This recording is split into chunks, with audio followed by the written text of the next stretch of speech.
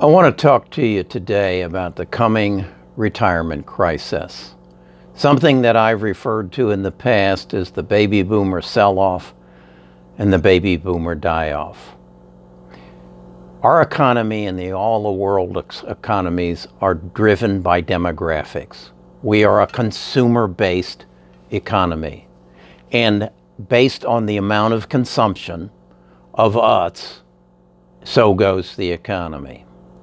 Well, the largest population in the history of mankind was the baby boomer generation. Here in the United States, that represented 79 million baby boomers that were born between the years 1946 and 1964. I'm on the leading edge of it. We are reaching the end of our run. The first baby boomer retired in 2011. The last baby boomer will retire in 2029. The first baby boomer, statistically, will die in 2024, and the last will die in 2024. We've accumulated a lot of assets, many times not in the best of ways, because we were made a lot of promises that haven't been held true. But let's look first at the wave. This is a chart that shows the number of baby boomers that come to retirement over the next several years. And you can see the wave grows and then subsides. In 1966, I graduated from college. One of the things that sticks in my mind that I still remember was going to my mailbox 2 months before my graduation and finding 3 credit cards from 3 gasoline companies. Now, my grandparents never owned a credit card. I owned a credit card before my father did, because someone had decided they wanted to make everything that I might imagine that I wanted available to me immediately. They informed me that they had so much faith in my earning potential. They knew that as I matured and moved up the socioeconomic ladder, that I would make more money. So there was no reason on this earth why I shouldn't have what I wanted when I wanted it and then pay for it over time. This was maneuvered by the financial industries. We call them Wall Street. They saw an opportunity in my generation to expand something that was little used prior to my generation, other than for buying a home, and that is credit. No one had imagined that I could go into a furniture store and buy a sofa and chairs and a dining room table on credit. Nobody ever imagined that I would be able to go into a restaurant, hand a piece of plastic, and walk out with a full belly. It just wasn't imagined. But it was invented. My father and I had what was called a defined benefit plan. That is a pension. Through my generation, they became obsolete. Wall Street convinced me and my employers that I would be better off and my employers would be better off if, in fact, I managed my own retirement assets, or at least had a say in it. So for me, they invented a 401k, and then an IRA, and then a SEP IRA. They gave me so many ways to invest my money that it was unimaginable. Was I qualified to manage it? No, they knew I wasn't. And so they generated and created something called a financial advisor. It is the biggest growth of an industry from nothing in the past 50 years. The financial industry, through investments in credit, fed me everything that I needed to make sure that I would have everything I needed until the day I died. They even made a deal with the government so that if something went wrong if I had a defined benefit program, if I was in a union, if I worked for a governmental institution, that the government would come in and bail it out. They were taking care of me.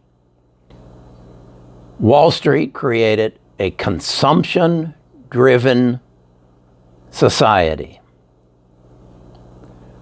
As a result of that, there was a mass accumulation of capital.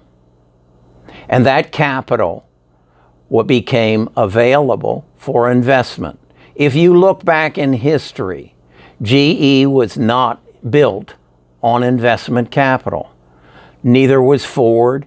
They were built on the capital that they generated and the capital that wealthy people helped them grow their business. They were never built on the backs of the general public. That changed with the baby boomer generation. As a result, our Wall Street capital organizations grew massively, continuing to make wonderful promises to. Now, this generation, the baby boomers, is approaching retirement. Here's a chart that shows the wave once again. And as you can see, it's approaching its peak. Now, we are told that the average baby boomer has a net worth of something over $1 million. As you see here, here's how it's broken down. But wait, let's make a slight adjustment to that. We all know what we call the 1%ers, those people who have really made it big as baby boomers. You know them, Bill Gates. We have several of them running for president of the United States now. Donald Trump.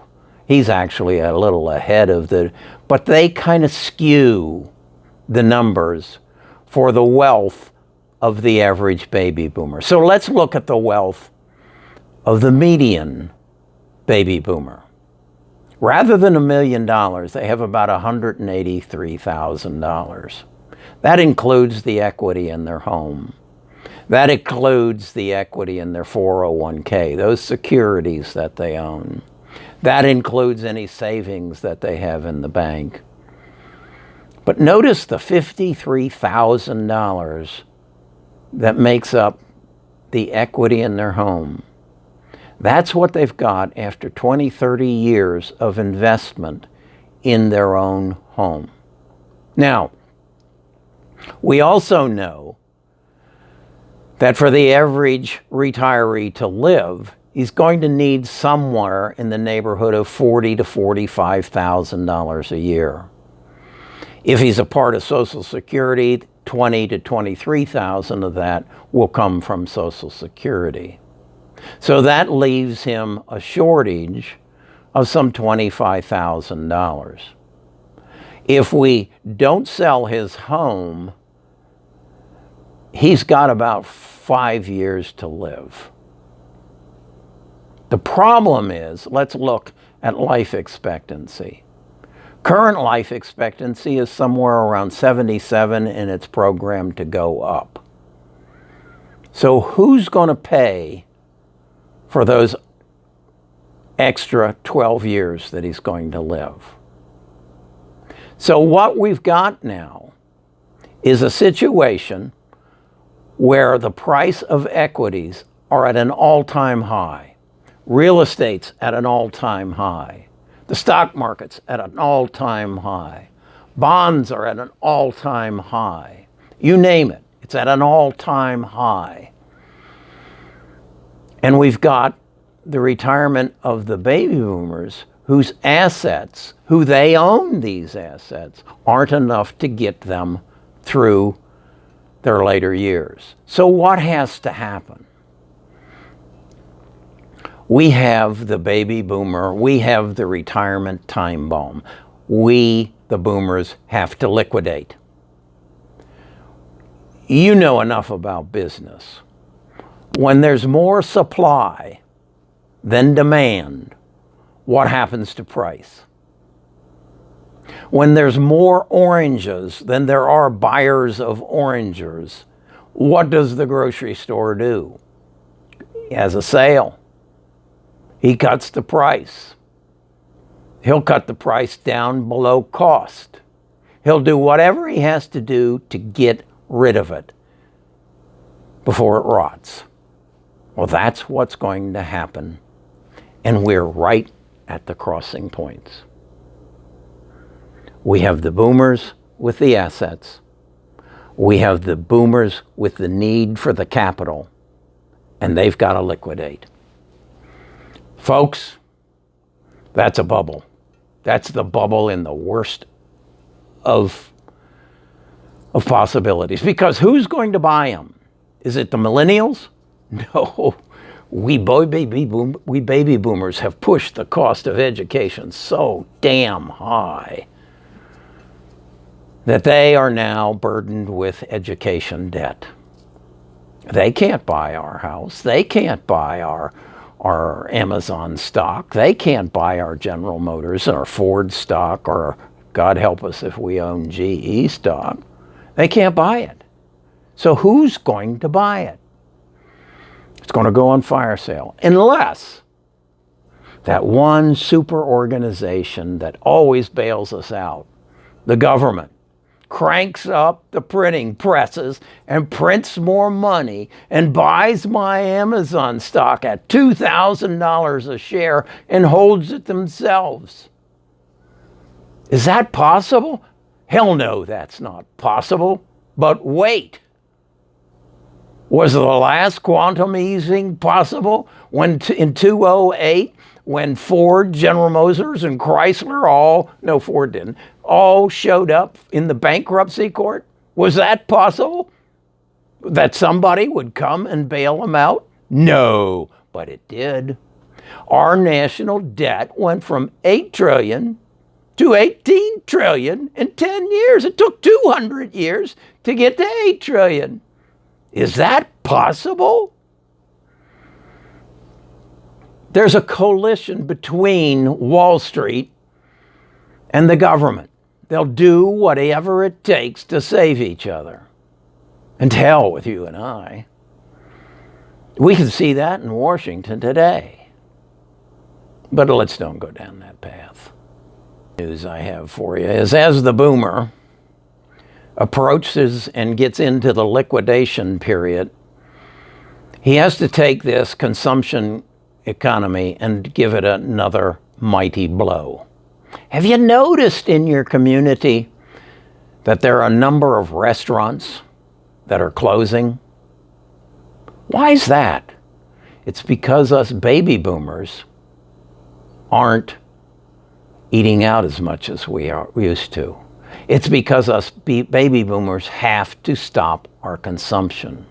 Have you noticed that your dad or your grandfather used to get a new car every 3 years? Now he's driving an 8-year-old or a 15-year-old car. He's not consuming anymore. If you want to know which stores are going to be the next stores that are going to close their doors at the mall, go find the big, expensive furniture stores. The young people don't want that furniture. And the baby boomers have stopped consuming it. They're going to live with the furniture they got until the day they die.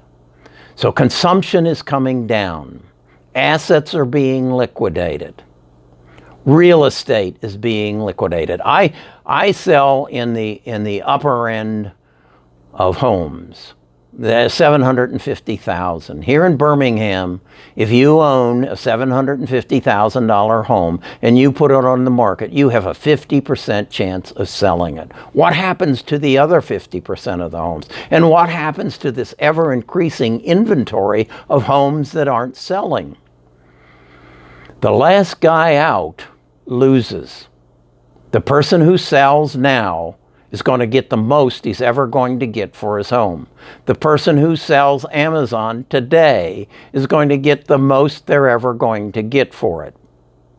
Because the liquidation sale is about to happen. We are crossing that point where I have to liquidate to sustain my life.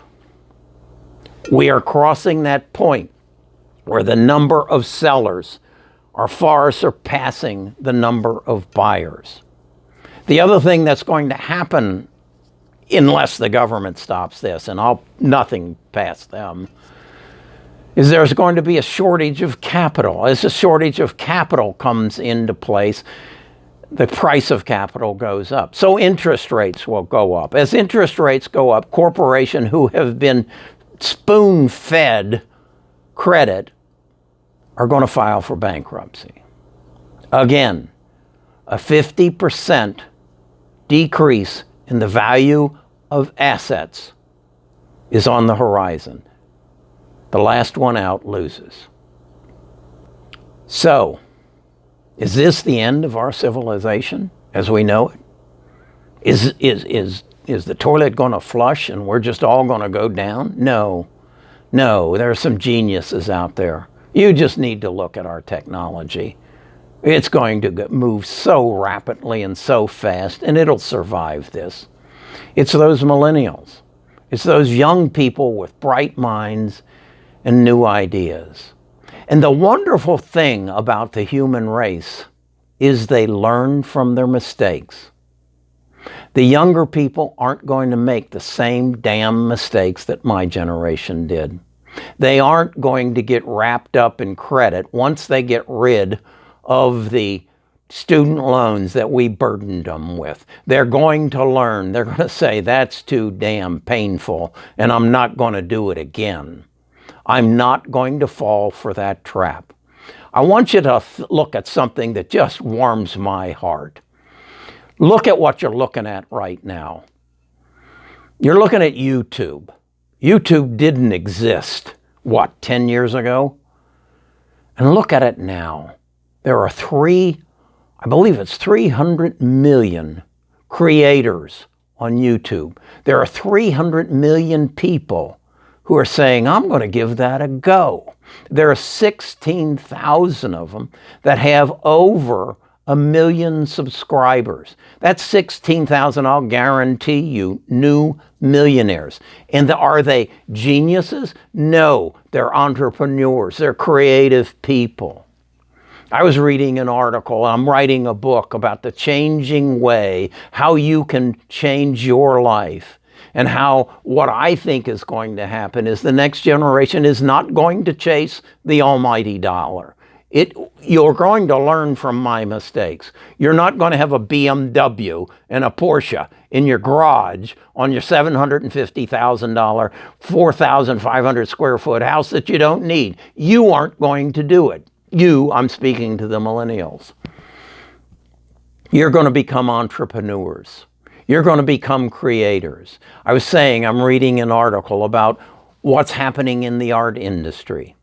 How artists no longer want to deal with art dealers. They want to put their work on Instagram, and the buyers of art want to avoid the art dealer and buy direct.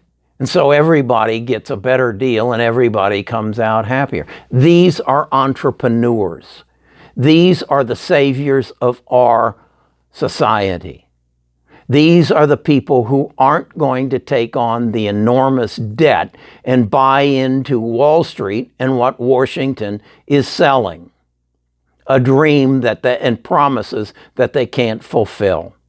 So even though I think there are some very, very dark days in front of us, and even though I think my generation better figure it out quick because the toilet's about to flush, millennials are okay. They don't have the money to buy these stocks today anyway, but they might when they're at 50% of the value. So, that's my take on this. I think it's going to have a nice ending for those who deserve to have a nice ending. Wall Street, financial industry, you're done. You've done it to us once. You've done it to one generation. The next aren't going to let you do it to us. This credit thing you sucked us into, shame on you. Our society is not going to be run by government and Wall Street in the future. It's going to be run by the community. It's going to be run by the community who is there to serve and help the community to make a better life for all. It's not going to be run by the two political parties that we have vying for our votes now. One run by Wall Street, who wants just more of the same, and the others who want to just give you everything you need at no cost and allow the government to just keep running those printing presses. It don't work. Learn from our mistakes. It don't work. So, again, as I say, the beauty about the human being is it learns from its mistakes. We've made the mistakes. Don't you follow our path. Follow your own path. Discover who you are and why you are who you are. And then, once you determine that, find your passion. Find what's going to make you happy and what's going to give you fulfillment. And then pursue it. And educate yourself and put yourself in a position to live a better life. Do not chase the almighty dollar. It's bait and it's a trap. Okay. By the way, I'm writing a book about that because you need to know. You need to know who you are and why you are the way you are. Now you can manage your life. Okay. Excellent.